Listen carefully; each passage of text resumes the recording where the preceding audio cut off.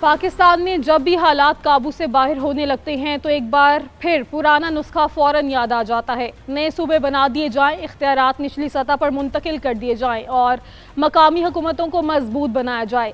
اس طرح سارے مسائل حل ہو جائیں گے، عوام خوشحال ہوں گے، پاکستان ترقی کرے گا، دنیا میں ہمارا نام روشن ہوگا۔ لیکن یہ سچ نہیں ہے۔ ماضی میں ہر حکومت نے عوامی مسائل سے توجہ ہٹانے کے لیے جانے والی حکومتوں کو مورد الزام ٹھہرایا اور اپنے طور پر نئے نظام کے تجربات شروع کر دیے۔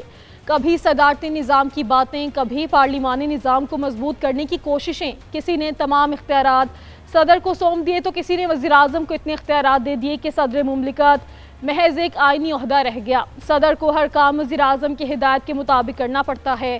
ماضی پر ایک نظر ڈالیں تو معلوم ہوتا ہے کہ پاکستان میں اختیارات نچلی سطح پر دینے کی کہانیاں بار بار سنائی گئیں، لیکن انجام ہمیشہ ایک ہی نکلا، یعنی ناکامی۔ جنرل ایوب خان نے بنیادی جمہوریت کا ڈرامہ رچایا، دھاندلی زدہ الیکشن کروا کے مادر ملت محترمہ فاطمہ جناح کو بھی ہرا دیا اور خود صدر بن گئے۔ صدر جنرل ضیاء الحق نے بلدیاتی انتخابات کا میلہ سجایا، غیر جماعتی انتخابات کروائے۔ ان کے خیال میں اسلامی نظام میں سیاسی جماعتوں کی ضرورت نہیں تھی۔ قومی اسمبلی کو بھی مجلس شورا کا نام دے دیا گیا۔ مجلس شورا کے ہر ممبر کے لیے بعض شرعی پابندیاں بھی عائد کر دی۔ جنرل ضیاء الحق کے دور میں یہی مضحکہ خیز تجویز بھی گردش کرتی رہی کہ کسی مصور سے قائد اعظم کی داڑھی والی تصویر بنوا کر نوٹوں پر شائع کی جائے تاکہ اسلامی ریاست کا تصور ابھر سکے۔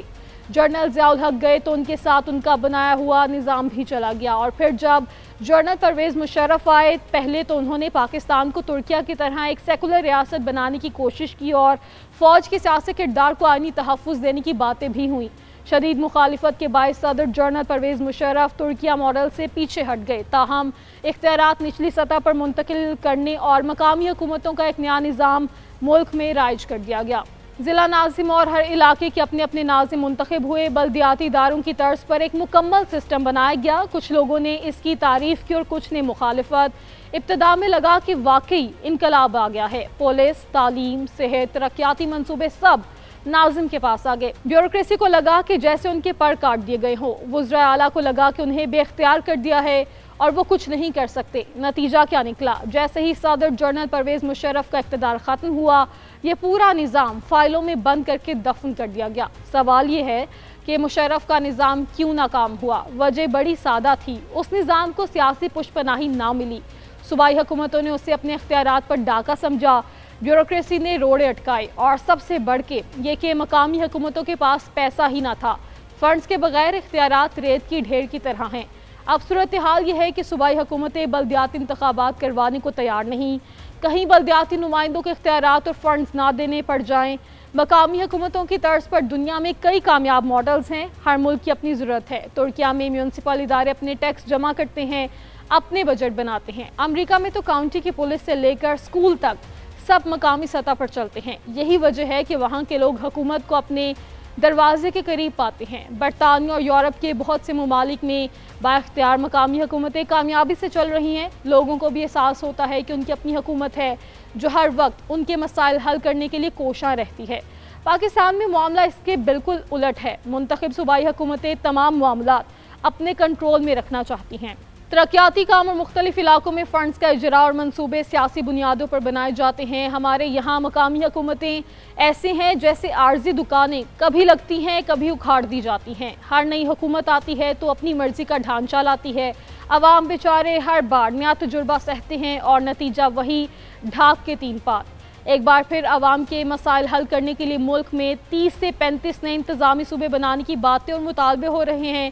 ان میں وہ لوگ نمایاں ہیں جو جنرل پرویز مشرف کے دور میں بھی نئے صوبے بنانے کی حمایت کر رہے تھے۔ نئے صوبے بنانے کے لیے دلیل یہ دی جاتی ہے کہ انتظامی سہولت ہوگی، عوام کے مسائل حل ہوں گے، لیکن اس کے ساتھ ہی لسانی جھگڑے، سیاسی رساکشی اور مالی بوجھ بھی سامنے آ جاتے ہیں۔ یوں نئے صوبے بنانے کا مطالبہ یا منصوبہ کاغذوں میں ہی رہ جاتا ہے۔ پنجاب میں جنوبی صوبہ بنانے کی بات کئی بار کی گئی، ملتان میں علیحدہ سیکریٹریٹ بھی بنا دیا گیا، لیکن کامیاب نہ ہونے دیا گیا۔ کئی سیاسی جماعتیں رہنما پنجاب کو انتظامی بنیادوں پر تقسیم کرنا ہی نہیں چاہتے، اس سے ان کی سیاست ختم ہو جائے گی۔ سب سے حساس مسئلہ سندھ کا ہے۔ کراچی میں مہاجر اکثریت میں ہیں، انہیں شکایت ہے کہ سندھ حکومت کراچی پر توجہ نہیں دے رہی، کراچی سے ستیلوں جیسا سلوک کیا جاتا ہے۔ کیا سندھ کی سیاسی جماعتیں حکومت میں شامل پیپلز پارٹی سندھ کی تقسیم کی اجازت دے گی؟ سندھ کی تقسیم قبول کرنا اس کے لیے سیاسی خودکشی کے مترادف ہے۔ بلوچستان جو رقبے کے اعتبار سے سب سے بڑا صوبہ ہے، اسے انتظامی طور پر 3 حصوں میں تقسیم کرنے کی باتیں ہو رہی ہیں۔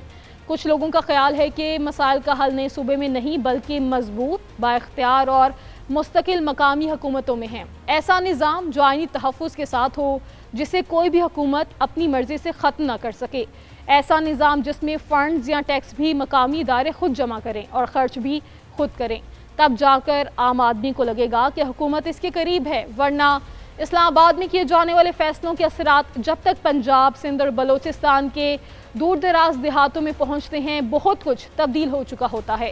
عوام کو مسائل کے حل کے لیے ایسا نظام چاہیے جس میں انہیں اپنی شرکت کا بھی احساس ہو اور مسائل بھی حل ہوں۔ اسپتال، اسکول، کالجز، کھیلوں کا میدان سب ان کی پہنچ میں ہو۔ انہیں احساس ہو کہ ان کا شہر، ان کا ملک ان کی گھر کی طرح ہے، جس کو چلانا ان کی ذمہ داری ہے۔